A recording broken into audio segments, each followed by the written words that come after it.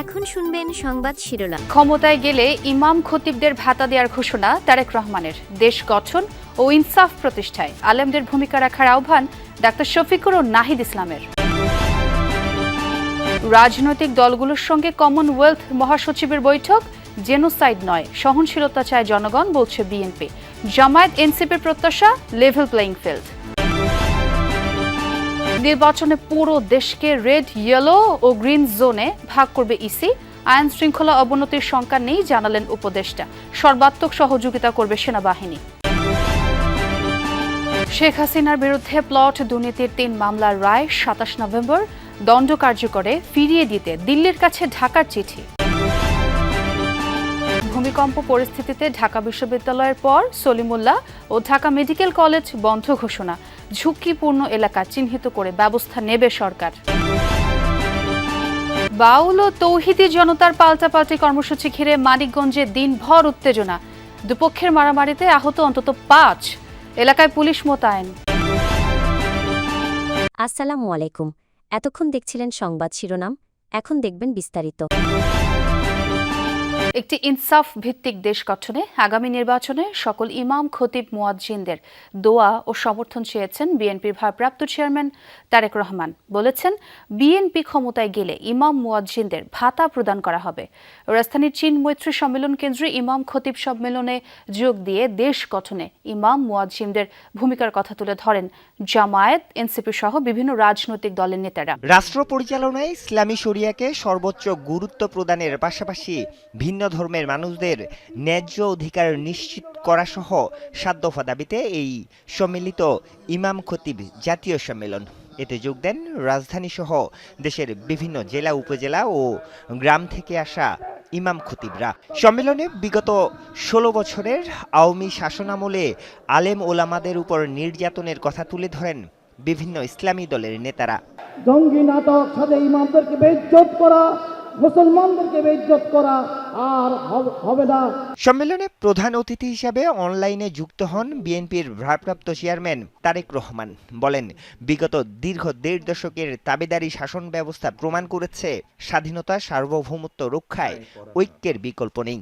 মহানবীর ন্যায়পরায়ণতার আদর্শে উজ্জীবিত একটি ইনসাফ ভিত্তিক বাংলাদেশ গড়ার লক্ষ্যে আগামী নির্বাচনে বিএনপি দেশের সকল সম্মানিত ইমাম, খতিব, মুয়াজ্জিন, আলেম ওলেমা, পীর মাশায়েখদের দোয়া এবং সমর্থন চায়। নবীজির এই সমাজকে বাদ দিয়ে মন গড়া কোনো মতবাদ, তন্ত্র মন্ত্র দিয়ে যে সমাজ গড়া হবে, সেই সমাজ আল্লাহর কসম দুনিয়াকে শান্তি এবং সম্মান দুটার কোনোটাই দিতে পারবে না। ঢাকায় অবস্থানরত কমনওয়েলথ মহাসচিব শার্লি বোচওয়ের সাথে সাক্ষাৎ করেছে রাজনৈতিক দলের নেতারা। দেশের পরিস্থিতি ও নির্বাচন নিয়ে আলোচনা হয় তাদের মধ্যে। বৈঠক শেষে বিএনপির স্থায়ী কমিটির সদস্য আমির খসরু মাহমুদ চৌধুরী বলেন, নির্বাচন নিয়ে কোনো শঙ্কা দেখছেন না কমনওয়েলথ ও বিএনপি। তবে লেভেল প্লেইং ফিল্ড নিয়ে শঙ্কা প্রকাশ করেন জামায়াত ও এনসিপি নেতারা। তাদের অভিযোগ, একটি দলকে বিশেষ সুবিধা দিচ্ছে প্রশাসন। 5 দিনের সফরে বৃহস্পতিবার ঢাকা এসেছেন কমনওয়েলথের মহাসচিব শার্লি বোচওয়ে। জাতীয় নির্বাচনকে সামনে রেখে এই সফরে বিশিষ্টজন সরকারি কর্তা ব্যক্তিদের পাশাপাশি বৈঠক করছেন রাজনৈতিক দলগুলোর সঙ্গে। দুপুরে কমনওয়েলথের মহাসচিবের সঙ্গে বৈঠক করেছেন বিএনপির প্রতিনিধি দল। নির্বাচন ও নির্বাচনের পরিবেশ নিয়ে নিজেদের অবস্থান তুলে ধরেন তারা।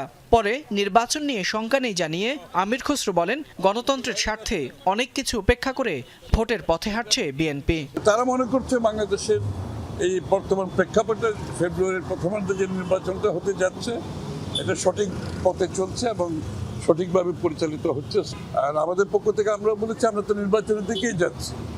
আমরা তো বিএনপি সবসময় সব কিছুকে উপেক্ষা করে নির্বাচনকে প্রাধান্য দিচ্ছে, কারণ নির্বাচনের মাধ্যমে নির্বাচন হচ্ছে গণতন্ত্রের বাহক। জাতি ঐক্যবদ্ধ একটা নিরপেক্ষ নির্বাচনের জন্য দীর্ঘ প্রায় সেই 17-18 বছরের জুলাই আন্দোলনের রক্তাক্ত অভ্যুত্থানের মধ্য দিয়ে জাতির এটা একটা গণ আকাঙ্ক্ষা।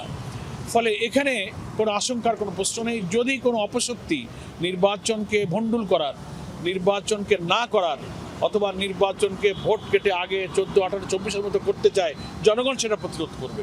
সবাই ঐক্যবদ্ধ থাকে তাহলে ফেব্রুয়ারিতে নির্বাচন সম্ভব। তবে নির্বাচনের জন্য যে লেভেল প্লেইং ফিল্ড সেটি নিশ্চিত করতে হবে তাহলে সকল রাজনৈতিক দলের আস্থার জায়গাটা নিশ্চিত করে তারপরে নির্বাচনে গেলে সেই নির্বাচনটা অংশগ্রহণমূলক হবে এবং সুষ্ঠু হবে। এনসিপি এককভাবে ৩০০ আসনে নির্বাচনের প্রস্তুতি নিচ্ছে বলেও জানান নাহিদ ইসলাম। ৩০০ প্রার্থী যাচাই বাছাই প্রক্রিয়া চলমান আছে। দেশের আইন শৃঙ্খলা রক্ষায় এবং সুষ্ঠু নির্বাচন আয়োজনে নির্বাচন কমিশনকে সেনাবাহিনী সর্বাত্মক সহযোগিতা করবে বলে জানিয়েছেন সেনাবাহিনী প্রধান জেনারেল ওয়াকারুজ্জামান। সশস্ত্র বাহিনী দিবস উপলক্ষে ঢাকা সেনানিবাসের আর্মি মাল্টিপারপাস কমপ্লেক্সে এক অনুষ্ঠানে সেনাপ্রধান এই কথা বলেন। অনুষ্ঠানে বীরত্বপূর্ণ কাজ ও বাহিনীতে অসামান্য অবদানের জন্য ৬৪ সেনা সদস্যকে পদক এবং ৭৫ মুক্তিযোদ্ধা পরিবারকে সম্মাননা প্রদান করেন জেনারেল ওয়াকারুজ্জামান, যেখানে ২০২৪-২৫ ও ২০২৫-২৬ অর্থবছরে নানা অবদানের জন্য ৯ জনকে সেনাবাহিনী পদক, ১৭ জনকে অসামান্য সেবা পদক এবং ৩৮ সেনা সদস্যকে বিশিষ্ট সেবা পদক প্রদান করা হয়। এ সময় সেনাপ্রধান বলেন, মুক্তিযোদ্ধাদের দেখানো পথ অনুযায়ী দেশের স্বার্থে দেশের মানুষের কল্যাণে কাজ করে যাবে সেনাবাহিনী। সম্প্রতি সময়ে বাংলাদেশ সেনাবাহিনীর সদস্যগণ ইনেট টু সিভিল পাওয়ারে দেশের আইন শৃঙ্খলা রক্ষার কাজে নিয়োজিত আছে।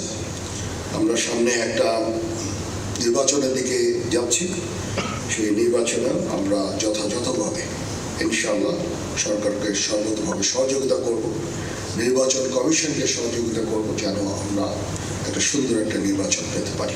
ক্ষমতার অপব্যবহার করে পূর্বাঞ্চল নতুন শহর প্রকল্প প্লট বরাদ্দ নেওয়ার অভিযোগে সাবেক প্রধানমন্ত্রী শেখ হাসিনা সহ ৪৭ জনের বিরুদ্ধে দুর্নীতির মামলায় ২৭ নভেম্বর চূড়ান্ত রায়ের দিন নির্ধারণ করেছেন আদালত।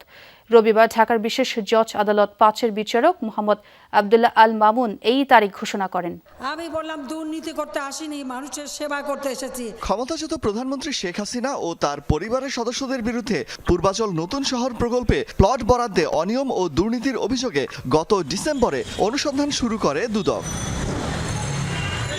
এরপর গত ১২ জানুয়ারি মেয়ে সাইমা ওয়াজেদ পুতুলের বিরুদ্ধে মামলা করে সংস্থাটি। পরদিন বোন শেখ রেহানা ও তার ছেলে রদওয়ান মুজিব সিদ্দিক ববি ও মেয়ে আজমিনা সিদ্দিক রূপন্তীর বিরুদ্ধেও মামলা করা হয়।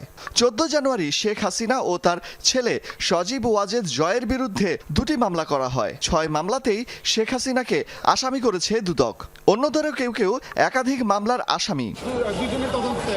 ৩টি মামলার রায়ের দিন আগামী ২৭ নভেম্বর ধার্য করেছে আদালত। রবিবার ঢাকার বিশেষ জজ আদালত ৫-এর বিচারক মোহাম্মদ আবদুল্লাহ আল মামুন এই তারিখ ঘোষণা দেন। মানবতা বিরোধী অপরাধ মামলায় শেখ হাসিনার দণ্ড কার্যকরের জন্য ফিরিয়ে দিতে দিল্লির কাছে চিঠি পাঠিয়েছে ঢাকা, জানিয়েছে পররাষ্ট্র দফতর। ভূমিকম্প আতঙ্কে ঢাকা বিশ্ববিদ্যালয়ে ২ সপ্তাহ বন্ধ ঘোষণার পর হল ছেড়েছে শিক্ষার্থীরা। ৬ ডিসেম্বর পর্যন্ত বন্ধ থাকবে বিশ্ববিদ্যালয়।